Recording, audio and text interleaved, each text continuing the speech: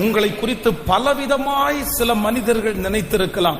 சில மனிதர்கள் நீங்க விழுந்துருவீங்க அப்படின்னு நினைக்கலாம். சில மனிதர்கள் நீங்க ஓவர் கன்னிங் பண்ணி போக மாட்டீங்க அப்படின்னு நினைக்கலாம். சில மனிதர்கள் இது எத்தனை நாள் போக போகுது, எத்தனை நாள் இவன் இப்படி இருக்க போறான், என்னென்னமோ உங்களை குறித்து நினைச்சிருக்கலாம்.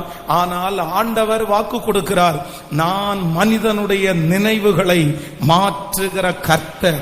உங்க பிள்ளைகளை குறித்து மற்றவர்கள் நினைத்திருக்கிற நினைவுகளை மாற்றி பயன்படுத்துவேன் என்று கர்த்தர் வாக்கு கொடுக்கிறார்.